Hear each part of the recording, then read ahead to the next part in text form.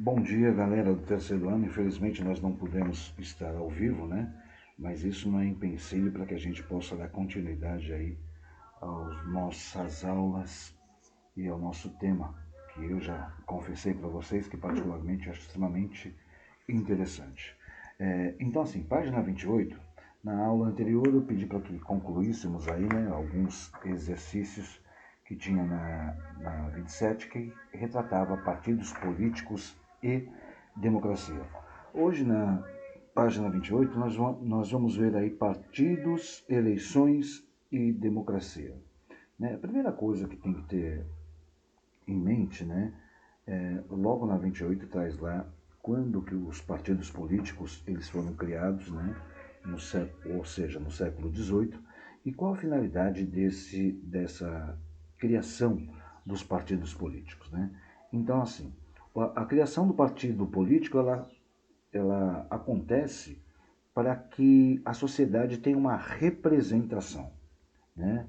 É, e aí nós temos aí os exemplos, né, de na página 28 lá em cima, as duas imagens, né, um elefante e depois a outra um burro. Então eu acho interessante essas imagens porque está lá. Desde que surgiram no século XVIII, os partidos políticos têm sido o principal instrumento de representação política na sociedade. Exemplos disso são os partidos republicanos, representados por um elefante, e o Partido Democrata, representado por um burro. Pilares do Estado liberal partidário nos Estados Unidos, sob o governo presidencialista. Nós também temos aqui, né, o que nós chamamos de governo presidencialista, no qual há o Congresso, né, os outros poderes, mas a batuta da, da orquestra é regida por uma única pessoa, tá? No caso aí é o presidente. No território brasileiro, eu costumo fazer a seguinte análise, tá? O Brasil ainda vive uma democracia, né? Assim a gente entende.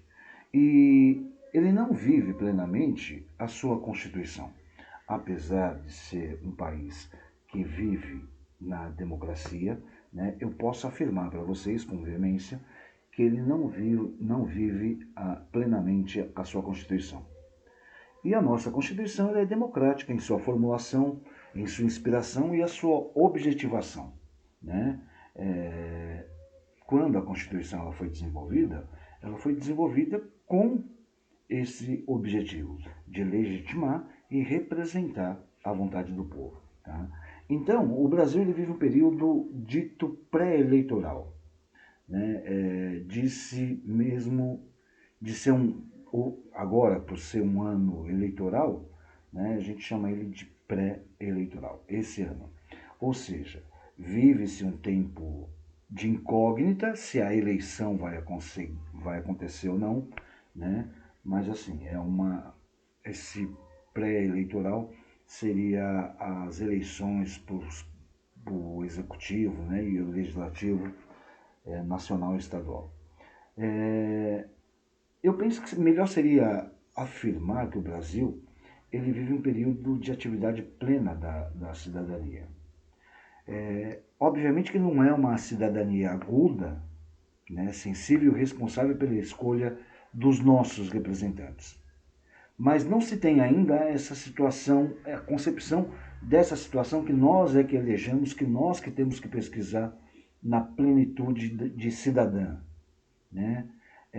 Professor, por que essa plenitude de cidadã? Que você diz plenitude cidadã? É que nós não temos conhecimento do que o nosso voto é capaz. Tá?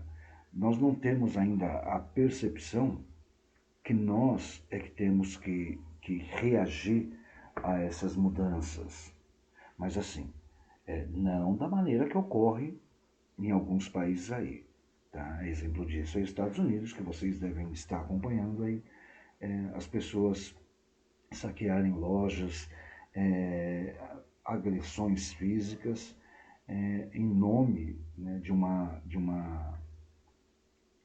de uma retaliação ou de uma, até depois tem na apostila de vocês, em nome de um descontentamento da maioria da população em virtude do rapaz negro que morreu. Tá? Então vamos lá. Escolher seus líderes foi a primeira prática política dos homens das mais simples votações realizadas. Isso vem ocorrendo desde as tribos aos sistemas eleitorais de hoje. Então a sociedade ela sempre tem a necessidade de que haja um líder.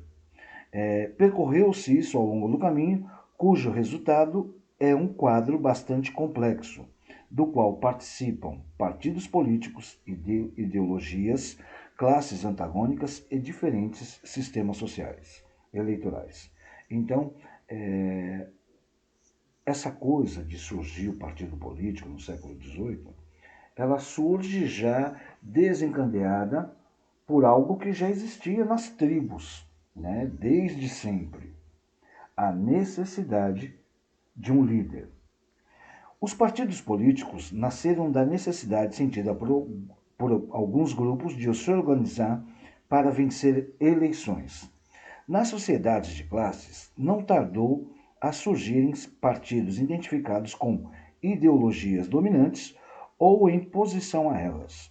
Mas o que é exatamente um partido político? Tá? Então, no século XVIII, o pensador e estadista inglês Edmund Burke, né, ele propôs uma das primeiras definições, como eu já mencionei na aula anterior. Nós estamos rememorando aqui para pegar o fio da meada. Burke ele propôs o seguinte, que o partido político deveria ser considerado um grupo de indivíduos que, a partir de princípios aceitos de comum acordo, promovesse ações conjuntas voltadas ao interesse nacional. Então, seria um grupo de indivíduos que iriam idealizar, através de ações conjuntas, o melhor para a população. Essa é a concepção real da existência do partido político. Só que, naquela época, ainda embrionária de partido, gerava associações ou confrarias voltadas à atuação políticas, mas sem as estruturas e os regimentos e as ideologias dos partidos de hoje. Max Weber também elaborou uma importante definição de partido. Para Weber, partido era associação que visa um fim deliberado, seja ele objetivo, como a realização de um plano com intuitos materiais ou ideais, seja pessoal, isto é, destinado a obter benefícios do poder e, consequentemente, glória para os chefes, sequazes ou então voltados para esses objetivos conjuntamente. Percebam que quando Weber ele faz essa afirmação do objetivo dos partidos políticos, ele não coloca em nenhum momento uma ação conjunta, né? É um grupo de indivíduos que está à procura de poder, né? E nós já falamos de poder aí. O que diferencia aquelas organizações pré-partidárias, né, dos partidos, nas definições de Burke e Weber, são o interesse nacional e o poder. É o que eu acabei de mencionar para vocês. Ele coloca que o partido ele é um interesse coletivo, não só a sua formação, mas ele objetiva melhorar, né, ou fazer aquilo para uma quantidade maior de pessoas. Já segundo Weber, não. O que está em jogo é o poder. O que vai emanar é o poder. Está claro isso? Então, continuando lá. No século XIX, os partidos políticos começaram a tomar a forma que conhecemos hoje. A participação na vida partidária sempre dependeu da conjuntura histórica e do grupo social que é a base do partido.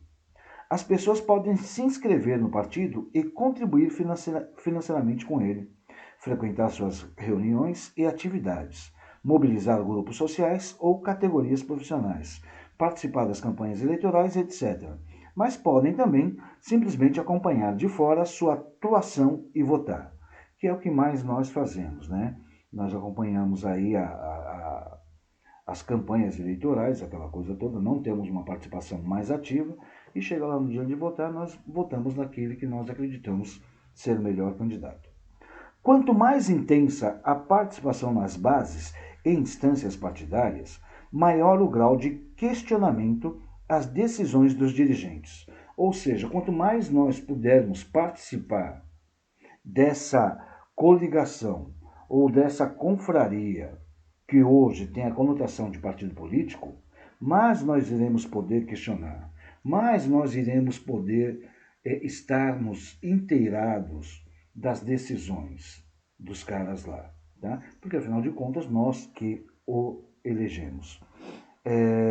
Esse fenômeno é muito comum nos partidos contemporâneos mais eliticista. Já os partidos de massa, e particularmente os partidos de esquerda, costumam viver com maiores questionamentos por parte de seus militantes. Ou seja, a elite, né, ela sabe que aqueles que ela colocar no poder vai, de uma certa forma, defender os seus interesses. Enquanto os partidos de massa, eles têm uma maior participação, porque esses partidos de massa, eles vieram com a finalidade de representar mais o povo, a quantidade maior da população. E a quantidade maior da população ela é feita do quê? De camisados ou descamisados? Descamisados. É por isso que eu costumo sempre colocar para vocês, nós podemos não gostar da política. O que nós não podemos, de fato, é não sabermos o que é política. Tá claro isso? Então, dando continuidade. Continuando na página 28 ainda, tá? Agora a gente vai falar de eleições. Deixa eu só dar uma olhada aqui, parece que entrou uma mensagem da mantenedora. Eleições. Então, assim, além dos partidos, compõem o quadro político os sistemas eleitorais, que irão legitimar as escolhas do povo, permitindo que os votos dos eleitores sejam transformados em mandatos, tanto para as chefias do Poder Executivo, como para as cadeias do Poder Legislativo, de acordo com a legislação eleitoral que rege a votação. Olha que interessante. A lei determina se o voto é obrigatório ou optativo, quais os critérios para as candidaturas e as regras de propaganda eleitoral, além de regulamentar ou não a divulgação de pesquisas e gastos de campanha. Quando eu digo que essa parte é interessante, é que eu não posso simplesmente juntar-me aí a 2, 3, 4 de vocês do terceiro ano e sair por aí apregoando que eu sou candidato a algo sem que eu esteja regulamentado no Supremo Tribunal Eleitoral para eu poder desenvolver tal atividade. Tá claro isso? Então tá lá. O sistema de maioria simples, cuja origem remonta à Câmara dos Comuns no Parlamento Medieval do Reino Unido, é bastante difundido em razão justamente da sua simplicidade. Foi adotado nos países como Estados Unidos, Canadá, Índia e Paquistão, entre outros. Para as eleições ao parlamento, por exemplo, o território é dividido em distritos ou circunscrições eleitorais, que são os vizinhos, tá? E os partidos políticos apresentam apenas um candidato por distrito e o candidato mais votado, ele é eleito. Visando corrigir distorções, surgiram ideias como eleições em 2 turnos, no sistema em um dos 2 turnos para deputados parlamentares adotados na França. Por exemplo, se nenhum dos candidatos obtiver 50% dos votos, ou os 2 mais votados concorrem ao segundo turno. Esse segundo turno, né, já está sendo praticado aqui no território brasileiro também, tá legal? Então, assim, nas eleições para executivo, presidente da República, governo estadual e municipal, tem sido utilizado sistemas majoritários, ou seja, em 2 turnos ou por maioria simples. É aquela história de 50 mais 1%, o cara está eleito direto, caso contrário, ele participa do segundo turno, tá? Nas eleições para o Legislativo do Brasil, em que se escolhem deputados federais, estaduais, vereadores municipais, que é essa que nós iremos provavelmente ter cancelada esse ano, frequentemente ouvem-se críticas ao fato de candidatos de partidos mais fortes não serem eleitos, apesar de receberem um número relativamente elevado de votos, enquanto outros, pertencentes a partidos menores, vêm-se com votação menos expressiva.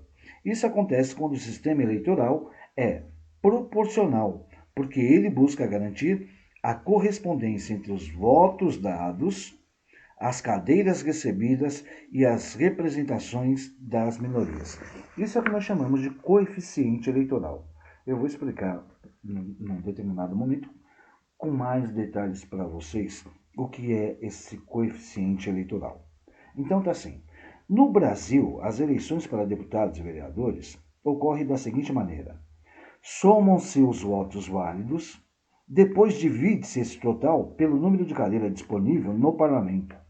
Obtém-se, assim, uma cota mínima de votos por cadeira, chamada de coeficiente eleitoral, que os partidos devem atingir para assumir uma cadeira. Cada cota corresponde a uma cadeira. O partido que tiver, portanto, uma votação abaixo da cota mínima está excluído da representação. Então, eu sozinho, enquanto um vereador, eu posso fazer a minha campanha, né, para a minha candidatura, eu posso ter aí um número expressivo de votos, mais do que um candidato A ou B de outro partido. Mas, se somada todos os votos daquele partido para deputado, estadual, federal e para vereador, e der maior, e essa soma for maior do que a do meu partido, tá? Eu, com mais votos, estarei fora e provavelmente um vereador que teve menos votos que eu esteja dentro do outro partido. Isso é o que nós chamamos de coeficiente eleitoral. Professor, mas é uma pouca vergonha. Infelizmente é assim que funciona, né? Então tá lá. Independente do sistema escolhido, pelo menos 5 questões sempre estão presentes nas discussões sobre os sistemas eleitorais, quando o problema é representatividade, ou seja, até que ponto a vontade da maioria, das minorias e de cada cidadão podem se fazer representar no poder político. Então, 5 pontos estão em questões. Primeiro, a igualdade eleitoral dos cidadãos. Segundo, o grau de representatividade. A terceira, a capacidade de eleger governos majoritários. 4. A relação entre representados e representantes. Quinto, o grau de escolha permitido aos eleitores. Então, esses 5 fatores, né, essas 5 questões, elas já vigoram no nosso território há um bom tempo. Em virtude do que, professor? Deixa eu ver qual o tempo que nós estamos aqui. 18 minutos, quase 20. Vou encerrar já já. Por que vigora essa questão? Porque o cara, um exemplo, o presidente da Câmara, ele não me representa. O presidente do Senado não me representa. Então, o povo, ele quer ter mais legitimidade, ele quer ter mais representatividade para ele poder desenvolver o seu direito de cidadão, o seu direito de votar. Né? Eu voto no vereador Francisquinho lá, eu votei no deputado Joãozinho, federal, eu votei no estadual no Carlinhos. Esses caras, eles estão sendo responsáveis por colocar o presidente do Senado, o presidente da Câmara, o presidente do Congresso. Espera aí, eles me representam. Eu teria que ter, a gente entende que deveria ter posteriormente o cidadão, né, nem que fosse facultativo, direito a votar na cúpula que realmente detém o poder. Mas, infelizmente, né, esse é o nosso tema da próxima aula, de democracia, né, que é da página 29. E aí a gente vai falar da democracia constitucional no Brasil. Ou seja, para se cuidar do processo eleitoral como instrumento de realização dessa democracia nossa, eu tenho que enfatizar 3 expressões: cidadania, participação popular e pluralismo. Então são esses 3 elementos que se concluem sobre a realização ou não de uma democracia em uma determinada sociedade, tá? Então, assim, cidadania, participação popular e pluralismo, que a gente vai poder ver na próxima aula. Tá legal? Que Deus abençoe todos, tenham uma excelente semana. Infelizmente não podemos realizar aí a aula ao vivo, mas em geografia, se Deus quiser, o sistema já vai estar melhor aí, tá bom? Boa semana para todos.